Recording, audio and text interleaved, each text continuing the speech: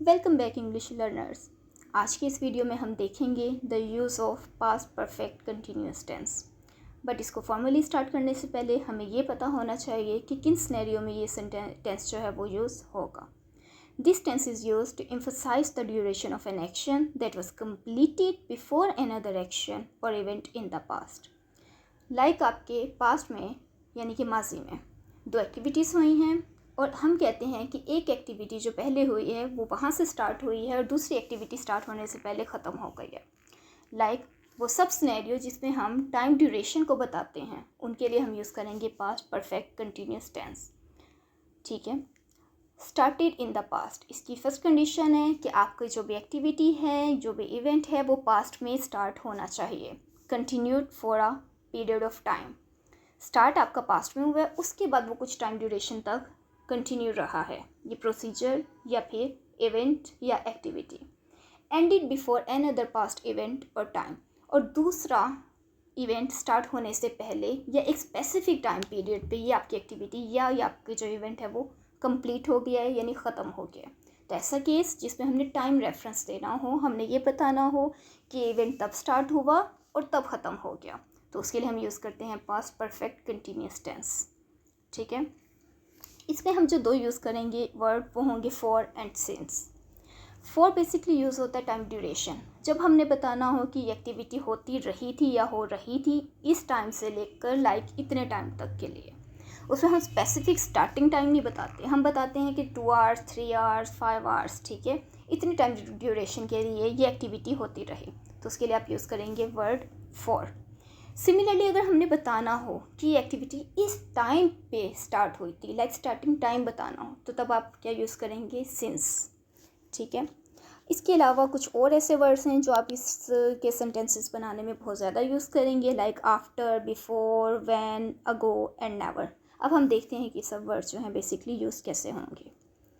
चलिए हम formally start करते हैं कि इसका स्ट्रक्चर क्या होगा, कौन सा रूल है जो आपने फॉलो करना है और किस तरह से आप पास्ट परफेक्ट कंटिन्यूअस के टेंसेस बना सकते हैं। ओके, रूल देखते हैं। सब्जेक्ट हैड बीन, वर्ब की first form plus ING. Subject यानी वो डूअर होगा जो एक्टिविटी परफॉर्म कर रहा होगा, हैड बीन आपका हेल्पिंग वर्ब या ऑक्सिलरी वर्ब होगा और मेन वर्ब आपका है वर्ब की फर्स्ट फॉर्म और उसके साथ आपने पुट कर देना है ING. Let's see some examples. I had been studying for 3 hours. I subject had been auxiliary verb. Study से studying for 3 hours. मैं 3 घंटे से पढ़ रही थी। ठीक है, तो इसमें ये तो बता दिया कि एक्टिविटी जो है वो पास्ट में हो चुकी है, अब करंटली नहीं हो रही।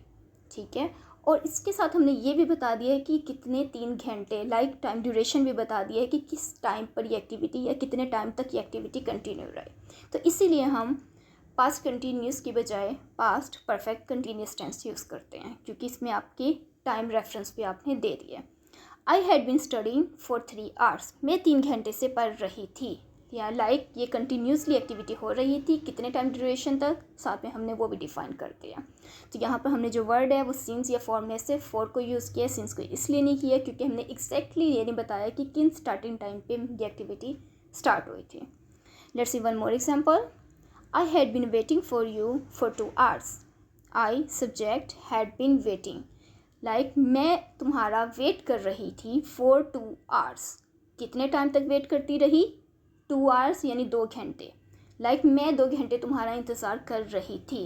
पास्ट में है, एक्टिविटी कंटिन्यूसली हो रही थी, कितना टाइम होती रही, 2 आवर्स। तो इसके लिए हमने ये टेंस यानी कि पास्ट परफेक्ट कंटिन्यूस टेंस जो है वो यूज़ किया। ठीक है, एक और एग्जांपल देखते हैं। They had been playing football all day.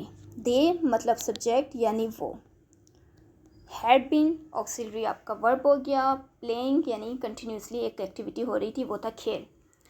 They had been playing football all day, like वो खेलते रहे या खेल रहे थे फुटबॉल ऑल डे, यानी हमने जो रेफरेंस दिया टाइम के ड्यूरेशन बता दी है वो है ऑल डे यानी कि सारा दिन, यानी वो सारा दिन फुटबॉल खेल रहे थे। क्लियर आपको? चलिए अब हम देखते हैं कि अगर नेगेटिव सेंटेंसेस बनने हैं तो वो कैसे बनेंगे। सबसे पहले हम रूल देख लेते हैं। Subject had not been, verb same, verb की first form and ING. Example देखते हैं। दे हैड डेंट यानी had not been playing football all day, वो सारा दिन फुटबॉल नहीं खेल रहे थे। हैड बीन होता तो हम कहते हो रहा था, अब है हैड नॉट बीन, यानी ऐसा नहीं हो रहा था। वो सारा दिन फुटबॉल नहीं खेल रहे थे। इसमें जो हमने टाइम ड्यूरेशन बताया वो बताया है ऑल डे मतलब सारा दिन। एक और एग्जांपल देखते हैं। They had not been reading that book for a long time. I had not been reading that book for a long time. मैं बहुत अरसे से या लंबे अरसे से किताब नहीं पढ़ रही थी। मैं ये एक्टिविटी नहीं कर रही थी। कब से? टाइम ड्यूरेशन बताएंगे, फॉर अ लॉन्ग टाइम यानी काफ़ी लंबे अरसे से। ठीक है, एक और एग्जांपल देखते हैं। जैसे कि हमने ऑलरेडी आपको बताया था कि आपकी एक एक्टिविटी ख़त्म हो गई है और उसके बाद दूसरी एक्टिविटी हुई है। जो पहली एक्टिविटी आपकी स्टार्ट हुई थी, ख़त्म हुई थी, उसका टाइम ड्यूरेशन क्या था? टाइम ड्यूरेशन उसका वो था जब तक दूसरी एक्टिविटी स्टार्ट नहीं हुई। ठीक है, तो बेसिकली इसमें भी हम टाइम ड्यूरेशन को ही यूज़ कर रहे हैं या फिर टाइम का रेफरेंस ही दे रहे हैं। ठीक है, तो आपने ये याद रखना है कि पास्ट परफेक्ट कंटिन्यूस तभी यूज़ करना है जब आपके पास टाइम का रेफरेंस हो। She had not been cooking, वो खाना नहीं बना रही थी। बिफोर, टाइम ड्यूरेशन या टाइम क्या था? बिफोर द गेस्ट अराइव्ड, यानी मेहमानों के आने से पहले। दूसरी एक्टिविटी थी जब मेहमान आए। पहली एक्टिविटी चल रही थी या नहीं चल रही थी और दूसरी एक्टिविटी के स्टार्ट होने से पहले। ठीक है, यानी मेहमानों के आने से पहले वो खाना नहीं बना रही थी। तो आपको क्लियर हो गया है कि पास्ट परफेक्ट कंटिन्यूस का बेसिक यूज़ जो है वो कैसे करना है। इसी तरह हम देखते हैं कि अगर आपको क्वेश्चन पूछा जाए, आपसे कोई सवाल पूछे, ठीक है, तो उसमें हम इसे कैसे यूज़ करेंगे। इसमें आपका सेम होगा, ऑक्सिलरी वर्ब जो है वो पहले आ जाएगा, फिर आप सब्जेक्ट यूज़ करेंगे, उसके बाद बीन आएगा, वर्ब की first form and ING। Let's see some examples. Had she been cooking before the guest arrived. Had यानी क्वेश्चन है, तो हैड आपका सब्जेक्ट से पहले आ गया। हैड शी बीन कुकिंग, क्या वो खाना बना रही थी? टाइम ड्यूरेशन भी बताना है, कब? जब दूसरी एक्टिविटी स्टार्ट नहीं हुई या दूसरा इवेंट जो है वो स्टार्ट होने से पहले। तो इसमें जो वर्ड यूज़ हुआ है बिफोर, ये मैंने आपको ऑलरेडी बताया था कि इसमें कुछ वर्ड्स यूज़ होंगे, इसमें एक बिफोर पे था। Had she been cooking before the guest arrived, क्या वो मेहमानों के आने से पहले खाना पका रही थी? यानी पूछा जा रहा है क्या ऐसी एक्टिविटी हो रही थी, कब? मेहमानों के आने से पहले। इसी तरह कुछ और एग्जांपल्स देखते हैं आपकी क्लैरिटी के लिए। Had you been studying for 3 hours, क्या आप 3 घंटे से पढ़ रही थी? ठीक है, यानी ये एक्टिविटी क्या हो रही थी, किस टाइम पे? For 3 hours। आपका स्टार्टिंग एग्जैक्ट टाइम नहीं बताया, इसलिए हम फॉर यूज़ कर रहे हैं। अगर एग्जैक्टली आपका स्टार्टिंग पॉइंट होता तो हम सिंस यूज़ करते हैं। Had you been reading that book for a long time, क्या तुम काफ़ी लंबे अरसे से ये किताब पढ़ रही थी? इसमें पूछा जा रहा है कि क्या काफ़ी अरसे से आप ये किताब पढ़ रही थी। ठीक है, इसी तरह अगर आपने पूछना हो कि कब से, ठीक है, ये एक्टिविटी चल रही है या नहीं चल रही है, ठीक है, लेकिन आपने पूछना है ये कब से हो रहा था या नहीं हो रहा था, तो उसके लिए जो वर्ड यूज़ होता है वो होता है हाउ लॉन्ग। ठीक है, तो हम कह सकते हैं how long had you been waiting for me, आप कब से मेरा इंतज़ार कर रहे थे। ठीक है, हाउ लॉन्ग कब से, हैड यू बीन आप, वेटिंग फॉर मी मेरा इंतज़ार कर रहे थे। ठीक है, जब भी आपने पूछना हो कि कब से कोई एक्टिविटी हो रही थी तो उसके लिए आप ये वर्ड यूज़ करेंगे हाउ लॉन्ग। ठीक है, अब हम ग्राफिकली देखते हैं कि पास्ट परफेक्ट कंटिन्यूस टेंस को आप कैसे यूज़ कर सकते हैं। This tense is use to emphasise the duration of an action that was completed before another action or event in the past. Past में आपके एक एक्शन स्टार्ट हुआ, वो कुछ टाइम ड्यूरेशन चलता रहा, कब तक? या तो एक स्पेसिफिक टाइम तक या फिर तब तक जब तक कि दूसरा एक इवेंट स्टार्ट नहीं हो गया और वो भी ख़त्म हो गया पास्ट में ही। ठीक है, तो इस केस में हम यूज़ करते हैं पास्ट परफेक्ट कंटिन्यूस टेंस। ठीक है, अब ये हम वर्टिकल और हॉरिजॉन्टल लाइन जो है इनसे देखते हैं कि किस एक्टिविटी या किस टाइम ड्यूरेशन पे एक्टिविटी हो रही थी। लेट्स सपोज एक स्पेसिफिक टाइम पीरियड पे आपकी एक्टिविटी नंबर 1 स्टार्ट हुई, उसके बाद वो कुछ टाइम तक कंटिन्यू रही और उसके बाद जो है आपकी सेकंड एक्टिविटी जो है वो स्टार्ट हो गई। इसका डेट हम मैंने आपको जैसे ऑलरेडी बता चुकी हूँ कि जैसे भी जब past perfect continuous tense use करना है तो इसमें टाइम रेफरेंस ज़रूर देना है। तो इस तरह क्या होगा, आपका टाइम रेफरेंस बन जाएगा। ड्यूरेशन बतानी है कि कब से कब तक की एक्टिविटी होती रही, जब आपकी फर्स्ट एक्टिविटी थी तब तक होती रही, जब तक सेकंड एक्टिविटी स्टार्ट नहीं हुई। तो हम एक एग्जांपल देखते हैं। शी हैड बीन ड्राइविंग, वो ड्राइविंग कर रही थी, यानी गाड़ी चला रही थी, ठीक है। She had been driving like एक एक्टिविटी थी जो कंटिन्यूस रही, यानी कि मुसलसल हो रही थी पास्ट में। Around the city, like city में, फॉर 3 आवर्स, कितना टाइम चलती रही? 3 आवर्स, 3 घंटे। Before she finally found the right office, like वो पूरे शहर में गाड़ी घुमाती रही, ठीक है, 3 आवर्स तक, जब तक कि उससे एग्जैक्ट जो ऑफिस यानी जो उसका डेस्टिनेशन थी या राइट ऑफिस था उसे जब तक नहीं मिल गया, ठीक है।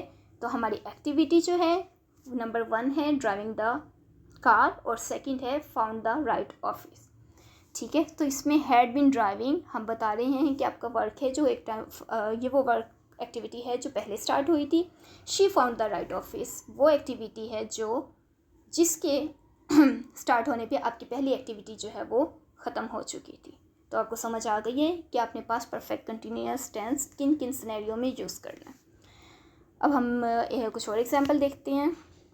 लाइक अगर आपसे क्वेश्चन पूछा जाए तो आप उसको आंसर इस टेंस को यूज़ करके आप किस तरह से अपना सेंटेंस बना सकते हैं। इसी तरह अगर आपका आंसर पॉजिटिव या येस है तो क्या सिनेरियो बनेगा, और इसी तरह अगर नेगेटिव या नो है तो आप इस टेंस को किस तरह से यूज़ कर सकते हैं, ठीक है। तो हम अपना पहला यानी कि फर्स्ट सेंटेंस देखते हैं। Had she been learning French before moving to Paris, क्या वो फ्रेंच सीख रही थी पेरिस मूव करने से पहले या पेरिस जाने से पहले। अगर इसका आंसर येस होता है तो हम कह सकते हैं yes she had been learning, यानी वो एक्टिविटी है जो वो कर रही थी। कब तक कर रही थी? Before moving to Paris, Paris पे मूव करने से पहले या पेरिस जाने से पहले। अगर इसका आंसर नो होता तो कुछ इस तरह से होता, शी हैड नॉट बीन, यानी वो ऐसा नहीं कर रही थी। क्या नहीं कर रही थी? लर्निंग फ्रेंच, वो फ्रेंच नहीं सीख रही थी। कब तक? Before moving to Paris, Paris move करने से पहले, ठीक है। Let's see another example. Had it been raining, क्या बारिश हो रही थी? बिफोर वी अराइव्ड, आपकी सेकंड एक्टिविटी क्या है? अराइव, हमारे आने से पहले क्या बारिश हो रही थी। तो इसमें आपका जो टाइम रेफरेंस है वो है एक्टिविटी, सेकंड एक्टिविटी, ठीक है। अगर इसका आंसर पॉजिटिव या येस होता तो कुछ इस तरह से होता, yes it had been raining before we arrived, हमारे आने से पहले बारिश हो रही थी, ठीक है। और अगर इसका आंसर नेगेटिव होता, नो होता, तो कुछ इस तरह से होता, no it had not been raining, बारिश नहीं हो रही थी। कब? बिफोर वी अराइव्ड, यानी आपका जो सेकंड एक्टिविटी है वो क्या है? वी अराइव, यानी हमारे पहुंचने से पहले बारिश नहीं हो रही थी। तो पास्ट कंटिन्यूअस टेंस का यूज़ कुछ इस तरह से होता है कि दो या तो आपकी 2 एक्टिविटीज़ हैं, दोनों पास्ट में हुई हैं, दोनों ख़त्म हो चुकी हैं, तो हमने बताना है कि आपकी एक्टिविटी का टाइम ड्यूरेशन क्या था। अगर हम उसको टाइम रेफरेंस के साथ बताते हैं या हम ये बताते हैं कि ये एक्टिविटी जो है पास्ट में इतना टाइम ड्यूरेशन यानी इतनी देर तक चलती रही, ठीक है, तो उस केस में भी क्या होगा कि आप past perfect continuous tense use कर सकते हैं। दूसरा ये है कि अगर हम कह दें कि टाइम रेफरेंस को इस तरह से ले लेंगे, दूसरी एक्टिविटी जब स्टार्ट हुई, ठीक है, तब तक पहली एक्टिविटी होती रही, ठीक है, या उससे पहले की हम इंक्वायरी कर रहे हैं कि क्या ये एक्टिविटी शुरू होने से पहले एक्टिविटी हो रही थी। तो इन केसेस के लिए आपने क्या यूज़ करना है? Past perfect continuous.